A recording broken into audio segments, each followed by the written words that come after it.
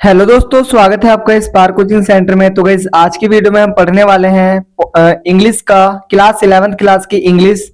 और इंग्लिश में हम स्नैपशॉट्स यानी सेकंड बुक पढ़ेंगे। और बुक सेकंड आपकी चैप्टर नंबर आपका 5 है, the tale of Melon City. ठीक है, the tale of Melon City की एक खरबूज को क्या बना देते हैं वो यहाँ का राजा। ठीक है, आगे देखो दिखा रखा है यहाँ पर, इसका हिंदी सारांश पढ़ेंगे। और इस बार थोड़ी सी जो वीडियो है वो लेट अपलोड हुई है, और मे बी ऐसा होता है कि हमसे लेट ही अपलोड होती है because of many reasons behind of it. But I will try कि ये जो 2026 से जो 27 सेशन चलेगा इसमें हर चीज आपको टाइमली मिले। ठीक है, तो चैनल के साथ बने रहिएगा। और 12th क्लास में आपको बहुत अच्छी तरीके से प्रिपरेशन करवाई जाएगी डे फर्स्ट से, यानी कि अप्रैल से ही। तो आई थिंक कि you have to subscribe my channel right now and you have to watch all the videos what I will upload here. तो आइए स्टार्ट करते हैं इसका हिंदी समरी। देखो इसमें the tale of Melon City Vikram Seth द्वारा रचित एक व्यंग्यात्मक कविता है। देखो ये किसने लिखा है, इसके जो लेखक है विक्रम सेठ है। ठीक है, और ये एक व्यंग्यात्मक कविता है। इस कविता के माध्यम से कवि ने निरंकुश शासन, अंधे न्याय और अविवेकपूर्ण प्रशासन पर तीखा व्यंग्य किया है। मतलब कि किसी को इस कहानी के द्वारा किसी को समझाने की कोशिश की गई है। कविता सरल भाषा और हास्यपूर्ण शैली में गंभीर सामाजिक राजनीतिक सच्चाइयों को उजागर करती है। देखो कविता में आपको बहुत सारी चीजें मिलेगी। ठीक है, सरल भाषा है, हास्यपूर्ण शैली है, मतलब कि हंसी भी आएगी आपको। यहाँ पर सामाजिक और राजनीतिक सच्चाइयों का उजागर किया गया है। आगे दिखा रखा है, कविता की कहानी एक ऐसे शहर की है जहां राजा का शासन अत्यंत विचित्र है। देखो जो कविता है वो एक ऐसे शहर की जहां पर जो राजा का शासन हो बहुत ज्यादा एक कह सकते हो स्ट्रेंज है, अलग है। राजा ये घोषणा करता है कि उसके राज्य में न्याय सर्वोपरि है। राजा क्या घोषणा करता है कि न्याय उसके राज्य में क्या है, सर्वोपरि है। और किसी के साथ अन्याय नहीं होना चाहिए। और किसी के साथ क्या नहीं होना चाहिए, अन्याय नहीं होना चाहिए। इसी सोच के अंतर्गत वह शहर में एक भव्य विजय द्वार बनाने का आदेश देता है। वो क्या कहता है कि भाई एक ना विजय द्वार बनाओ। ठीक है, और लेकिन ये द्वार बहुत नीचा बन जाता है। लेकिन गलती से क्या होता है, ये जो द्वार होता है बहुत ज्यादा नीचा बन जाता है। देखो दिखा रखा है, एक दिन राजा हाथी पर सवार होकर शहर का भ्रमण करता है।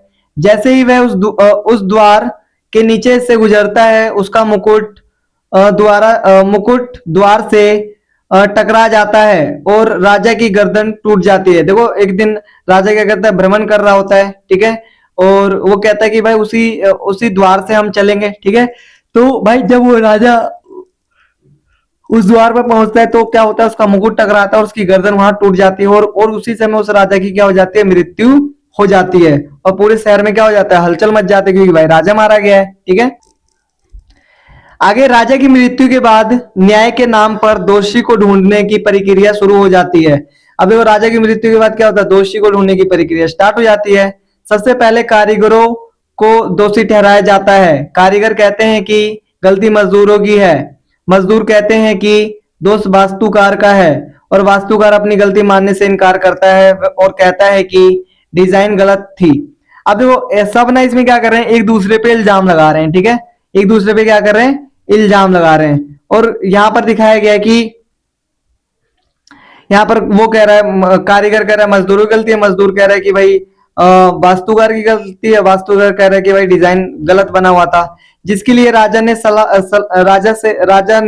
से सलाहकार जिम्मेदार है। राजा ने कहा कि भाई क्या कौन जिम्मेदार है, जो सलाहकार है वो जिम्मेदार है। इस प्रकार दोष एक व्यक्ति से दूसरे पर डाल दिया जाता है। मतलब कि एक पे दूसरा डाल देता है। ऐसे दोष क्या करता है, एक दूसरे पे डाल देता है। जैसे आपने सरकार भी देखा हुआ, ये वाली सरकार पिछले सरकार पे चीजें बोलती कि उसने ये नहीं करा, उसने ये नहीं करा, फलाना नहीं करा, खुद कुछ नहीं कर रहे, दूसरों पे उंगली उठाते रहते हैं। ठीक है, यही होता है। तो ये हकीकत दिखाई गई यहाँ पर।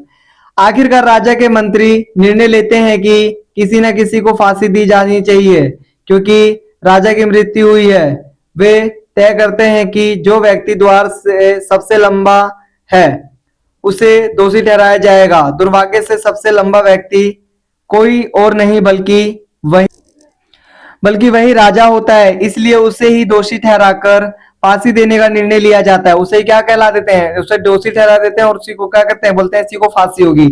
लेकिन राजा को फांसी देने के लिए जो फंदा बनाया जाता है वह उसके लिए छोटा पड़ जाता है, लेकिन राजा को जो फांसी देने के लिए जो फंदा बनाया जाता है वो क्या पड़ जाता है, छोटा पड़ जाता है। तब वहां उपस्थित मूर्ख जनता सुझाव देती है कि उस अब शहर को नया राजा चाहिए, और मूर्ख जनता क्या कह रही है कि अब शहर को क्या चाहिए, नया राजा चाहिए।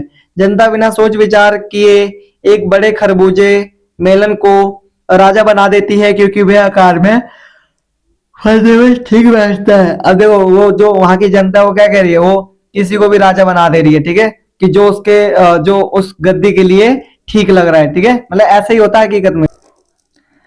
आगे देखिए बता रखा है, इस प्रकार मेलन सिटी का शासन एक निर्जीव खरबूजे के हाथ में आ जाता है।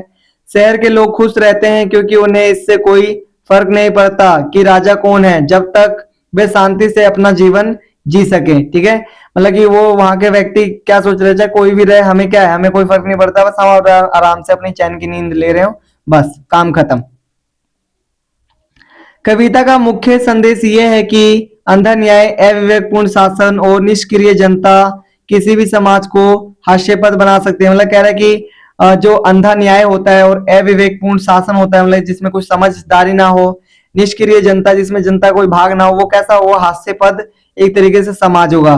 कवि ये दर्शाता है कि जब जनता सवाल पूछना बंद कर देती है और शासक जिम्मेदारी से बचते हैं, तब शासन प्रणाली मजाक बन जाती है। ये कविता हमें जागरूक नागरिक बनने और सोच समझकर निर्णय लेने की प्रेरणा देती है। ये हमें क्या बोल रही है कि एक नागरिक जागरूक बनना चाहिए और हमें कहीं ना कहीं सोच समझकर सारे निर्णय लेने चाहिए, ठीक है।